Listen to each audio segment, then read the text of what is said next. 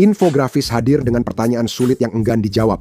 Komite Ilmiah Perserikatan Bangsa-Bangsa. Apa yang terjadi jika kamu berhenti masturbasi? Berhenti mendadak bisa bikin pikiran dan tubuh kacau, dari energi karakter utama hingga perubahan hormon. Tapi untuk mengetahui seberapa parahnya, kami menugaskan tikus laboratorium favoritmu untuk menjalani eksperimen terberat, terpanjang, dan paling ketat yang pernah ada. Sekali lagi, kami merekrut pacarnya demi eksperimen ilmiah. Mulai. Seseorang di The Infographic Show pasti punya tempat khusus di neraka. Baru-baru ini, aku jadi subjek tanpa sadar di episode Apa yang terjadi jika kamu berhenti berhubungan seks. Produser merekrut pacarku untuk menghentikanku dalam eksperimen ini. Aku pun ikut terlibat. Mereka benar-benar total, bahkan pacarku sudah pergi. Iblis banget karena aku bukan cuman nggak boleh berhubungan seks selama 2 minggu ke depan, tapi juga nggak boleh masturbasi sama sekali. Oh, tapi itu bukan bagian paling iblisnya. Bagian paling iblisnya adalah aku akan jadi fotografer untuk kampanye iklan yang menampilkan pacarku dan model lain. Kliennya merek pakaian dalam dan pakaian renang. Kamu pasti sudah pernah lihat iklan mereka di YouTube, Instagram, dan Facebook, dan akan melihatnya juga di sini, kecuali sponsor dibatalkan mendadak. Jadi hari ini tak ada iklan gratis. Jadi ini dimulai seminggu setelah akhir percobaan terakhir, artinya aku punya kesempatan untuk membersihkan sistemku. Kalau kamu tahu maksudku. Dengan 2 minggu dimulai pada hari Senin, aku pastikan minggu malam diisi dengan olahraga kardio yang intens, tapi rasa menahan diri itu benar-benar terasa berat saat Senin pagi tiba. Kalau kamu rutin berolahraga, kamu pasti tahu bahwa olahraga adalah cara yang pasti untuk meningkatkan libido kamu. Pacarku dan aku rutin berolahraga pagi. Kali ini, dia memakai pakaian olahraga paling ketat dan menaikkan level treadmill agar lebih berkeringat. Aku bukan satu-satunya yang menyadari kalau dia terlihat seperti sedang menyembunyikan 2 ham Natal di celana pendek olahraganya. 2 ham Natal yang bulat sempurna dan memantul dengan indah. Untuk pertama kalinya, aku hanya jadi penonton tak berdaya seperti yang lain. Aku hampir menggigit setir mobil saat pulang dari gym. Alih-alih ke kamar mandi untuk ganti baju seperti orang normal, dia langsung melepas pakaian basah keringat itu. Saat kami masuk rumah, dia langsung mandi sendiri. Biasanya kami mandi bareng, tapi 2 minggu ini, infografis membuat kehidupan seksku terhenti. Aku juga manusia seperti kalian. Hal pertama yang ingin kulakukan adalah lari dan memuaskan diri, tapi itu melanggar aturan. Disinilah efek awal tidak masturbasi mulai kurasakan.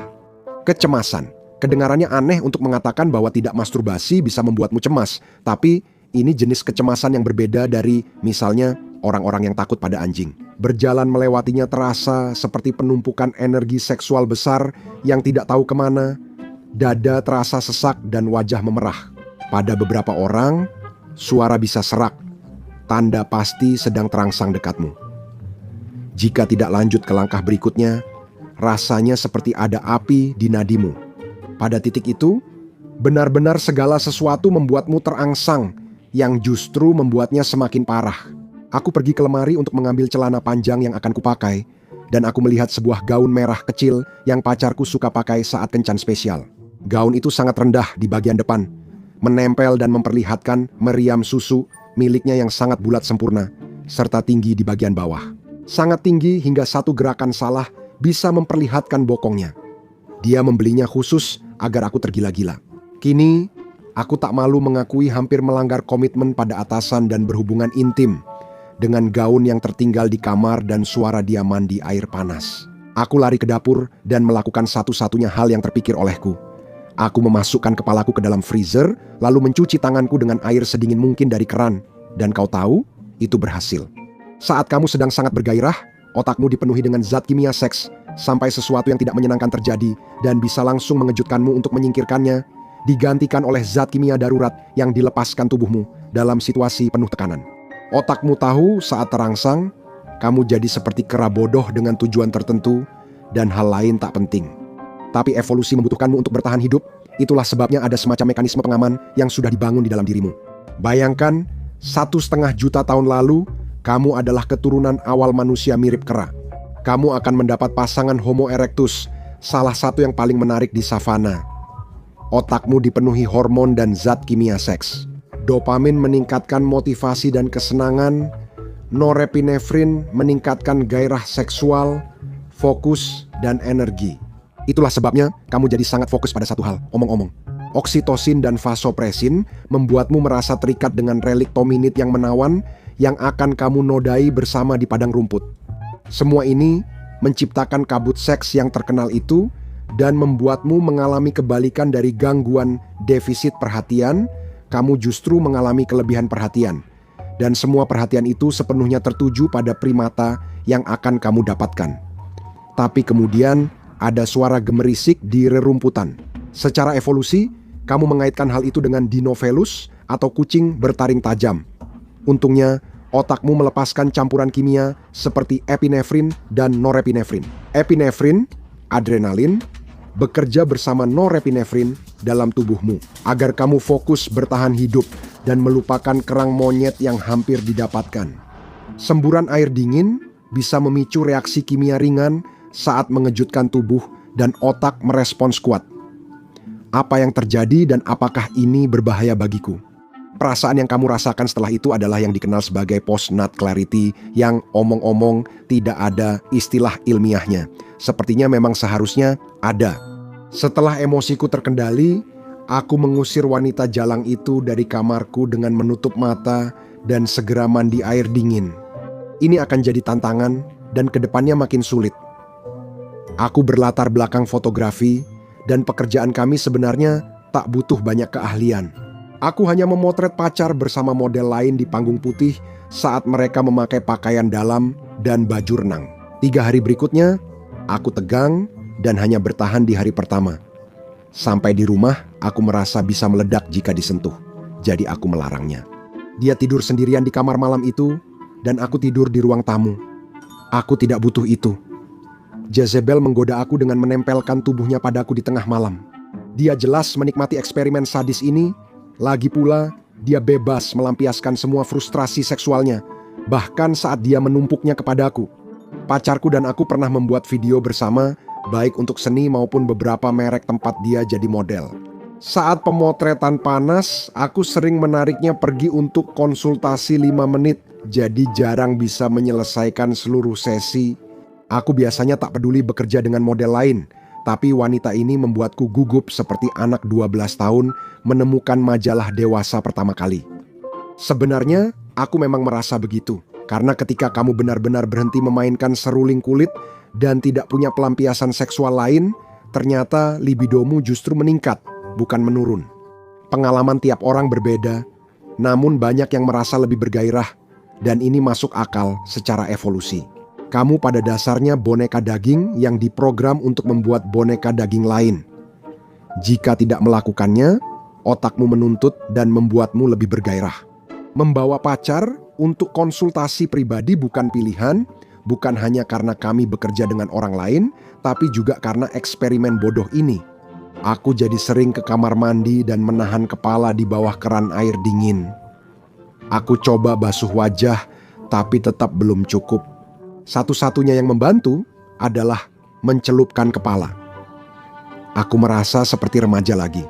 Gerakan mobil di jalan bergelombang pun jadi menarik perhatianku secara tidak sehat.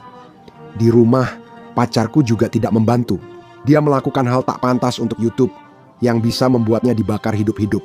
400 tahun lalu, perasaan ini seperti gelombang, namun di akhir minggu pertama, aku merasa lebih baik dan mendapat fokus luar biasa untuk mengerjakan naskah baru. Aku bahkan membersihkan seluruh rumah sendirian. Saat aku mencari dasar ilmiahnya, aku menemukan bahwa menahan diri sebenarnya bisa menyebabkan regulasi dopamin.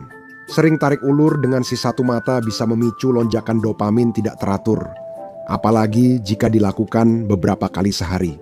Ini memang tidak seberbahaya penyalahgunaan obat penghilang rasa sakit, namun tetap berdampak pada otakmu. Terlalu sering main pinball saku seharian bisa membuat suasana hati memburuk karena lonjakan dopamin diikuti penurunan, menyebabkan mood buruk dan otak berkabut. Saat kamu berhenti memerah ular itu, kimia otakmu stabil lagi. Lonjakan dopamin hilang dan kamu bisa kembali menyeimbangkan diri dengan ritme alami otak.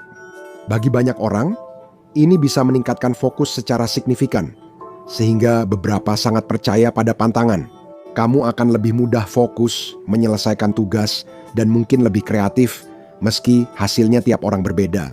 Tidak ada aturan ilmiah pasti karena tiap orang punya kimia tubuh berbeda. Masalah timbul akibat energi terpendam. Terutama jika kamu tinggal bersama seorang wanita penggoda yang benar-benar berniat membuatmu gagal dalam tantangan menahan diri, atau setidaknya membuatnya menjadi sesakit mungkin. Aku sudah memperingatkan dia soal akibat di hari ke-15, tapi itu malah membuatku makin bersemangat. Aku sering lari jauh untuk membakar energi. Lari membuatku lelah, jadi sulit bergairah, walau sebenarnya tetap bisa. Segera ku sadari, saat pikiranku melayang di hari ke-15 lari, aku harus pulang sambil menyembunyikan kenyataan seolah punya setengah kaki ketiga. Di minggu kedua, aku mulai merasakan perubahan suasana hati meski tidak parah. Masturbasi bisa memengaruhi hormon stres dan diketahui juga melepaskan endokannabinoid yang digunakan untuk memberi hadiah pada otakmu atas perilaku tertentu. Mereka berperan dalam perasaan senang setelah melakukan hal yang disetujui evolusi seperti makan, olahraga, dan interaksi sosial positif. Seperti yang sudah pernah saya katakan, kita semua pada dasarnya hanyalah komputer daging, dan bahan kimia di tubuh kita memberitahu kita bagaimana harus bereaksi atau langsung mendorong kita untuk melakukan hal-hal tertentu. Seberapa besar kehendak bebasmu jika tubuh memberi zat kimia yang membuatmu senang setiap kali melakukan hal baik untuk diri sendiri. Itu mendorong perilaku hewan dan membawa keberhasilan evolusi bagi banyak spesies. Jika hewan diberi hadiah dan merasa senang saat melakukan sesuatu, sebaiknya terus dilakukan. Triknya adalah evolusi mengaitkan zat kimia yang membuat senang dengan hal yang tepat. Saya penasaran berapa banyak spesies gagal bertahan karena otak mereka memberi hadiah saat melompat dari tebing tinggi. Kamu seharusnya bersyukur karena kamu adalah hasil dari banyak percobaan kimia yang gagal dan sangat bodoh. Setelah berdiskusi dengan rekan akademis, saya menyadari suasana hati saya dipengaruhi banyak faktor, bukan hanya kurangnya seks atau masturbasi. Seperti telah dibahas, saat berhubungan seks, otak melepaskan oksitosin dan dopamin yang penting untuk membangun ikatan. Oksitosin dikenal sebagai hormon cinta yang membantu membangun kepercayaan dan kedekatan dengan pasangan. Dopamin meningkatkan kenikmatan dan memperkuat keintiman penuh cinta. Seks dapat menciptakan hal ini dalam konteks yang sesuai, karena semua tergantung konteks. Jika kamu berhubungan seks tanpa cinta atau kepedulian, oksitosin takkan membuatmu merasa sebaliknya. Namun, saat berhubungan seks dengan orang yang kamu pedulikan, zat ini bisa membuat seks sangat adiktif, seperti obat. Itulah masalahku. Bukan hanya karena aku memproduksi zat-zat kimia ini melalui seks atau masturbasi. Masalahnya adalah aku terputus dari rasa keintiman fisik dan psikologis itu dengan orang yang paling aku cintai di seluruh dunia. Dengan ikatan yang kuat, masturbasi bisa memberi efek serupa. Aku bahkan tidak merasakannya, terputus dari rasa fisik dicintai, benar-benar menurunkan suasana hatiku. Jika kamu pernah mengalami putus cinta dengan seseorang yang sangat kamu cintai, efeknya sangat mirip. Syukurlah ini lebih ringan karena hanya sementara, tapi menarik melihat efeknya begitu nyata. 2 minggu itu berat, tapi itu menunjukkan padaku bahwa ada manfaat nyata dari menahan diri.